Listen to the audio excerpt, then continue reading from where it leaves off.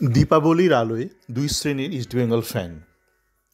আজ সন্ধেবেলায় দীপাবলি উৎসব পালন করতে করতে আর ওই অস্কার এবং সন্দীপ নন্দীর নিয়ে যেটা ক্যাচাল হলো সেটা নিয়ে সোশ্যাল মিডিয়ায় চোখ রাখতে রাখতে একটা উপলব্ধি না মানে আবার ব্যাপারটা একটা রিএন্ডোর্স হলো যে মোটামুটি দুই শ্রেণীর বাঙালি আছে বা দুই শ্রেণীর ইস্টবেঙ্গল ফ্যানও আছে, যেহেতু ইস্টবেঙ্গল একটা কমিউনিটি ক্লাব। তো সে নিয়ে একটু আলোচনা করব। ব্যাপারটা একটু সামাজিক আলোচনায় বেশি হবে, ফুটবল সংক্রান্ত কম, কেন আমার আগের অডিওটাতেই একদম ফুটবল নিয়ে আলোচনা করেছি, এই সন্দীপ নন্দীর যেসব অভিযোগ, পাল্টো অভিযোগ সেই নিয়ে। তো দেখুন, যেটা বুঝলাম দীপাবলির আলোয়, প্রথমত আমি বলেছিলাম যে ওই ম্যাচের দিন শনিবার দিন আমি তারাবাতি কিনেছিলাম। তো অস্কারের মতন অতটা আমি ছিলাম না যে যদি ম্যাচ না জিতি পাগলামি করব, ছাগলামি করব, ওরম ছিল না। আপনি যতই ভালো প্রস্তুত হন না কেন জীবনে, আপনি ব্যর্থ হতেই পারেন। আপনার মধ্যে সেই শিক্ষাটা, সচেতনতা থাকা দরকার। সেই জন্য আমি শুরুতেই প্ল্যান করে নিয়েছিলাম, যদি ইস্টবেঙ্গল জেতে তাহলে ম্যাচ শেষে সন্ধ্যেবেলা তারাবাতি জ্বালবো, একটা ব্লগের মতো করব। আর যদি হারে দুদিন অপেক্ষা করব, দীপাবলির দিন জ্বালাবো। মানে এই মানসিক প্রস্তুতি ছিল, এমন না যে যদি না জিতি পাগলামি ছাগলামি করব, একটা উলঙ্গ হয়ে একটা উল্টোপাল্টা কাজ করব। জানি না আপনার মনে আছে কি না, আমার একটা ছেলে ম্যাচে যাওয়ার আগে বলেছিল সে ব্লগ বানাবে। তো তাকে আমি সাবধান করে দিয়েছিলাম, তুই যে ব্লগটা বানাবি, তোর ম্যাচ যদি ইস্টবেঙ্গল না যেতে তোর ব্লগটা কে দেখবে? তো ম্যাচ শেষে ওকে আমি জিজ্ঞেস করলাম, কি রে তুই ব্লগ বানালি? বলল না দাদা, সব ডিলিট করে দিয়েছি। এই যে আপনারা প্রস্তুত থাকেন না মানসিকভাবে, এর জন্য আপনাদের একটা মানসিক চাপ পড়ে জীবনে, এবং আপনারা অনেকে পাগলামি ছাগলামি করেন। আপনার জীবনটাকে শুধু ভাবেন জিতবো জিতবো জিতবো, জীবনে কিন্তু হার জিত দুটোই আছে। না থাকলে ব্যালেন্স হারাবেন, আপনি নিজেকে তো একটা কুকুরের পর্যায়ে নামিয়ে আনবেন, এবং আপনি সবাইকে কামড়ে জলাতঙ্ক করে একটা রোগের সৃষ্টি করবেন আশপাশে। এবার আসা যাকে যে ইস্টবেঙ্গল ফ্যানদের কথা বলছি, দুই শ্রেণীর, এটা আমি তো এমন যে বিদেশে জন্মেছি, হ্যাঁ, ঘটনাচক্রে তো বিদেশে বহু বছর ধরে রয়েছে, বিভিন্ন দেশে কাজ করছি। আমি দেশেও একাধিক শহরে কাজ করেছি, কলকাতাতে অবশ্যই কাজ করেছি। দেশে বাঙালি অবাঙালি প্রচুর মানুষের সাথে আমার সংস্পর্শ আসার সুযোগ ঘটেছে কর্মসূত্রে। তো যেটা আমি জানি, মানে শুধু বাঙালি নয়, ভারতীয়দের ক্ষেত্রে প্রযোজ্য। তো দুই শ্রেণীর মোটামুটি আছে। এক হচ্ছে যাদের জন্য তো নেতাজি সুভাষচন্দ্র ভীষণ গর্বিত হতেন, আরেক দ্বিতীয় শ্রেণী হচ্ছে যাদের জন্য নেতাজি সুভাষচন্দ্র বোস কিন্তু জীবিতকালে খুব একটা একটা মানে আফসোস করতেন যে এরকমও মানুষ হয়, এরকম হাফ প্যান্ট বাঙালি হয়। কিন্তু চিরকাল হয়ে এসছে। এক শ্রেণী হাফ প্যান্ট বাঙালি যারা ব্রিটিশের দালালি করত, ভয় কাঁপত। আরেক হচ্ছে যারা অনুশীলন সমিতি থেকে শুরু করে আপনার বেঙ্গল ভলেন্টিয়ার্স, সুভাষচন্দ্র বোস, এই দুই শ্রেণীর। তো আমরা দেখছি অনেক ইস্টবেঙ্গল ফ্যান বলছে যে অস্কার পূজনায় খুব খারাপ ব্যবহার করেছে সন্দীপ নন্দীর সাথে। সন্দীপ নন্দী কেন মুখ বুঝে সইল না, এই এবং এটা অনেক পুরুষরাই করছে। এই প্রসঙ্গে একটা বিষয়ে আগে আলোচনা করিনি, আমি এত ব্যক্তিগত স্তরে আলোচনা করেছি। অনেকেই বলে না যে পাশ্চাত্য দেশে এত ডিভোর্স কেন, ডাইভোর্স কেন, আমাদের দেশে তো এত ডাইভোর্স হয় না। তার একটাই কারণ, আর্থিক স্বাধীনতা।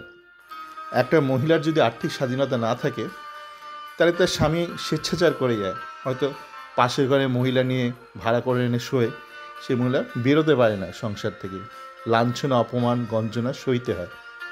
তো তেমনই প্রচুর ইস্টবেঙ্গল ফ্যান আছে, প্রচুর বাঙালি আছে যারা তো ছোটোখাটো সংস্থায় চাকরি করে, সেটা তো কোনো মারোয়ারি বা কালোয়ার হয়তো মালিক, সে তো দিনরাত তাকে অ্যাবিউজ করে, এ বাঙালির বাচ্চা, এই সুয়ারের বাচ্চা হয়তো বলে হ্যাঁ বাবু বলুন কী করে, এই সুয়ারের বাচ্চা যা তো গুটখাটা নিয়ে আয়, তো গিয়ে হ্যাঁ বাবু এই যে গুটখা। তো তার কাছে নেই লাঞ্ছিত হওয়াটা খুব একটা ব্যাপার না, হয়তো সে হয়তো অভ্যস্ত হয়ে গেছে। কিন্তু ধরুন না, এটা কি মানে কাম্য? মানে সন্দীপ নন্দীর তো অতটা লাতখোর অবস্থা নয়, সে তো লাতখোর বাঙালি নয়, তার তো একটা ভালো একটা প্রফেশনাল ফুটবল কেরিয়ার ছিল। সেখানে কুকুর বেড়ানের মতো এই লাঞ্ছনা গঞ্জনা সইবে? এটা কোনো ভদ্র সমাজে হতে পারে না, না যে একটা বস আছে বলে এ সুয়ারের বাচ্চা বাঙালি এদিকে বাঞ্চত এদিকে আয়, এটা ভুল হয়েছে কেন, লাত মারবো না সাল বাঙালি বাচ্চা। তো হ্যাঁ বাবু বাবু, আমরা যেতে পারবি? কেন যাবি রে বাচ্চা? বাবু আজ ইস্টবেঙ্গলে খেলা যাস সোরের বাচ্চা, কোথায় যাবি তুই? তো এরকম অনেকে লাঞ্ছিত হয়েছে, অনেক বাঙালি ছোটোবেলা থেকে লাঞ্ছিত হয়েছে, কর্মজীবনে লাঞ্ছিত হয়েছে এবং লাঞ্ছিত হচ্ছে তারা। শুধু তাদের কাছে মনে হবে কেন সন্দীপ নন্দী মানে মুখ বুজে থাকলো না। কিন্তু এটা কোনো ভদ্র সমাজে হতে পারে না। এটা আপনি যদি একটা উন্নত সমাজের কথা ভাবনা চিন্তা করেন, এটা হতে পারে না। মানে স্পেনে তো সবাই তো লাতখোর নয়, মানে সবাই তো স্পেন থেকে লাথি খেয়ে তো আর ভারতে গিয়ে চাকরি খোঁজে না। স্পেন বলুন বা ইউরোপের যে কোনো শহর বলুন, আমেরিকা বলুন, সেখানে তো অনেক ভদ্রলোক থাকে না, অনেক ভদ্রলোক ভদ্র কোম্পানিতে চাকরি বাকরি করে। তো সেখানে না মানে একটা পারস্পরিক সম্মানটা খুব একটা বড় ব্যাপার। মানে একজন ম্যানেজার একজন সাবঅর্ডিনেটের সাথে খুব মানে ওই লাতখোর ভাষায় কথাবার্তা বলতে পারে না, বললে এটা HR এসকেলেশন ইস্যু হয়ে যাবে, তার চাকরিটা চলে যাবে বেশিরভাগ কোম্পানিতে অন্তত। মানে এমন নয় যে বিদেশে লাতখোর কোম্পানি নেই, আছে ছোটোখাটো কিছু কোম্পানি আছে যেখানে ওয়ার্ক কালচার খুব টক্সিক। মানে ভারতের ম্যাক্সিমাম কোম্পানিতে টক্সিক ওয়ার্ক কালচার। আমি যেমন যখন দক্ষিণে ছিলাম, দক্ষিণের একটা বড়ো শহরে একটা বড়ো কোম্পানিতে ছিলাম, একটা বড়ো টিম ছিল। তো তারা ওরকম মানে তারা ওই মানে ভেজা বেড়ালের মতন। ভেজা বেড়াল বলতে মনে পড়লো, আপনারা দেখবেন ভারতে কোনো বেড়ালে পাশ দিয়ে যাবেন যে বেড়ালটা ছ্যাক করে পালিয়ে যাচ্ছে আপনাকে দেখে। তখন ছোটোবেলা থেকে বেড়ালটা লাঞ্ছিত হয়েছে, তাকে কেউ গরম জল ছিটিয়ে দিয়েছে, কেউ লাথি মেরেছে, ইট মেরেছে। তো আপনি কোনো একটা উন্নত দেশে যাবেন বা ভদ্রসভ্য দেশে যাবেন, পাশ্চাত্যের, ইউরোপে হোক বা ইউরোপে লাতখোর দেশ নেই, ইউরোপে কোনো ভদ্রস্থ দেশে যাবেন বা আমেরিকায় যাবেন, দেখবেন ওখানকার বেড়ালটা পাত্তা দেয় না মানুষকে। মানে আপনি পাশে গিয়ে ভয় থাকবেন, ভয় পাবেন না। তার কারণ কী বলুন তো? তার কারণ ওকে মানে ছোটোবেলা থেকে কেউ লাঞ্ছিত করেনি। আপনাকে হয়তো ছোটোবেলা থেকে অনেকে কেউ লাঞ্ছিত করেছে, অ্যাবিউজ করেছে। আপনি যখন শিশু ছিলেন তখনও অ্যাবিউজ করেছে, পরবর্তীকালে আপনার মাস্টারমশাই আপনাকে অ্যাবিউজ করেছে। এখন আপনি কর্মজীবনে ঢুকেছেন, আপনার লাতখোর যে ম্যানেজার আছে, সে বাঙালিও হতে পারে, অবাঙালিও হতে পারে, মারোয়ারিও হতে পারে, কালোয়ারও হতে পারে, দিনরাত আপনার সঙ্গে কুকুর বেড়ালের মতন আচরণ করে। তো আপনি একটা টেম্পার্ড হয়ে গেছেন, আপনাকে যেগুলো গায়ে লাগে না। কিন্তু সবার তো সমান নয়। তো আমি এই ফুটবলের ব্যাপারেই যাচ্ছি না। মানে একজন ম্যানেজার তার সাবঅর্ডিনেটের সাথে কীরকম ব্যবহার করবে, সে ব্যবহারটা কিন্তু একটা ভদ্র সমাজের একটা মাপদণ্ড আলাদা, একটা ছোটো লোক ইতর সমাজের মাপদণ্ড আলাদা। এবং যখন একটা তৃতীয় বিশ্বে আপনি চলে যাবেন, ভারতের একটা তৃতীয় বিশ্ব, মানে যতই তার জিডিপি হোক, জিডিপিতে মানে বড় লোকদের টাকাটা ঢুকে জিডিপিটা বেড়ে যায়। সাধারণ মধ্যবিত্তের যদি আপনি জিডিপি ধরেন, ভারত একটা সত্যিকার তৃতীয় বিশ্ব। সেখানে মানে অনেক লোক আছে যারা মানে এরকম, যাদের জীবনটা একটু লাতখোর করছে। তো যাকে আমি যতদিন ভারতে ছিলাম, মানে দক্ষিণে একটা বড়ো শহরে ছিলাম, একটা বড়ো কোম্পানিতে বড়ো টিমের দায়িত্ব ছিলাম, আমি বলে দিয়েছিলাম, ভাই দেখো, আমাকে ওরকম লাতখোর ম্যানেজার ভেবো না, তোমাদের ওই টিপিক্যাল ইন্ডিয়ান লাতখোর ম্যানেজার ভেবো না। তোমরা কাজ করো, মনের আনন্দে কাজ করো, আমি সঙ্গে আছি, তোমাদের সব রকম সহযোগিতা করবো। এরকমও হয়েছে, মানে ছুটির দিন আমার বাড়িতে চলে এসছে তারা, একসাথে বিরিয়ানি অর্ডার দিয়েছি, যে করতে হয়, একসাথে খাওয়া দাওয়া করেছি, আবার ছুটির দিন আমিও চলে গেছি, একসাথে করেছি। তারা বেশিরভাগই এখন প্রতিষ্ঠিত, মানে আমাকে যারা পার্সোনালি চেনে তারা অনেকেই জানে যে আমার টিমে যারা কাজ করতো তারা অনেকেই এখন ভালো ভালো পজিশনে কাজ করছে, প্রতিষ্ঠিত, এবং তারা সবাই অবাঙালি। আপনারা অনেকে ভাবতেন যে যারা এই চ্যাট ফোরাম চালায় প্রাদেশিক বাঙালি, জানেন না, না জেনে ফালতু কথা বলেন, তাই না? তো ঘটনা হচ্ছে যে সন্দীপ নন্দীর ক্ষেত্রেও আমি যাচ্ছি না সন্দীপ নন্দী নিয়ে, আমরা তো অনেক কিছু শুনেছি, মানে সাবঅর্ডিনেট কিছু সাজেশন দিতেই পারে, সেইটা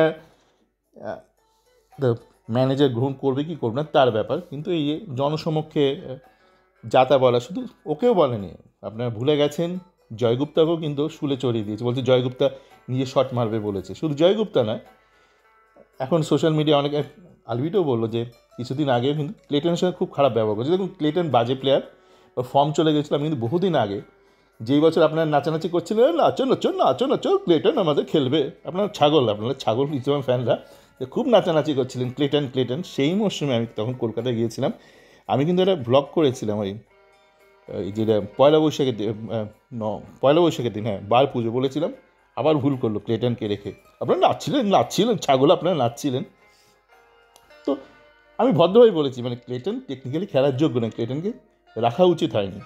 তো রাখলো, তারপর আর ছোটো লোক ইতরের মতন বস্তির একটা স্প্যানিশ বস্তির একটা ইতর মালের মতন বাজে ব্যবহার করলো। তো কাউকে আপনি বাদ দিতেই পারেন, কিন্তু প্রসেসটা খুব ইম্পর্টেন্ট, কীভাবে আপনি তাকে বাদ দিচ্ছেন। ছোট লোক ইত্রামি করছেন, ছোট লোক। নাকি ভদ্রভাবে তাকে বাদ দিচ্ছেন। তাই নয়, ডিয়ামান্টাসের সাথেও ঝামেলা হয়েছে। তখন চ্যাটফোনে বলেছিলাম ডিয়ামান্টাসের যে পেডিগ্রি, সুযোগ পেলে লাথি মেরে বেরিয়ে যাবে। মানে কোনো ভদ্রলোক এর সঙ্গে কাজ করতে পারে না। ইতোর সাথে কে কাজ করতে পারে? যে নিজে লাতখোর, যাকে তার মারবাড়ি বা কালো আর বলে বঞ্চত বাঙালি, বঞ্চত বাঙালি, এদিকে এদিকে সোরে বাচ্চা, কিত্তা এত তাতে বাড়ি যাবে কি, বউ আছে নাকি বাড়িতে? এরকম যারা বাঙালি, এরকম যারা ইস্ট বেঙ্গল ফ্যান, তাদের গায়ে লাগবে না। তারা বলে সন্দীপ নন্দী কেন পেছনটা ঘুরে একটু দাঁড়ালো না, একটু কষ্ট মারছিল, একটু কী হতো, নীরবে একটুখানি পেছনটা মারাতো। এই শ্রেণীর বাঙালি, এই শ্রেণী ইস্ট বেঙ্গল ফ্যানরাই সমর্থন করবেন এই ধরনের ইতর আচরণ বা একজন ম্যানেজারে। যে কোনো ভদ্র বাঙালি, ভদ্র ইস্ট বেঙ্গল ফ্যান কিন্তু এটা সমর্থন করবে না। আপনি রাইট অ্যাডভাইস রং অ্যাডভাইস ভুলে যান, but the way a manager behaved with subordinate, it depends how you accept, it entirely depends আপনি কীভাবে আপনার ব্যক্তিগত জীবনে আপনার ম্যানেজারের দ্বারা প্রভাবিত। মানে আপনার ম্যানেজার যদি আপনার কুকুর বেড়ানোর মতন আচরণ করে, আপনার খারাপ লাগবে না, বলে সন্দীপ নন্দী কেন এটা করলো, তাই না? ওই যে লালটু বাবু, উনি এখন একটা কুইজ কন্টেস্টের মতন শুরু করেছেন যে সন্দীপ নন্দী এটা বলে ঠিক করলো কি করলো না। এবার ওনার চ্যাটফোন আপনি দেখবেন বা ওনার ফেসবুক পেজে আপনি একটা বিরূপ মন্তব্য লিখবেন, দেখবেন উনি সঙ্গে সঙ্গে তেলে বেগুনে জ্বলে যায়। উনি একটা অচেনা লোকের একটা বিরূপ মন্তব্য নিজে সইতে পারেন না। উনি এখন মানে একটা পঞ্চায়েত খুলেছেন, খাপ পঞ্চায়েত খুলেছেন, যে জিজ্ঞেস করছেন যে সন্দীপ নন্দী প্রতিবাদ করে ঠিক করলো না ভুল করলো, তাই না? ভালো থাকবেন।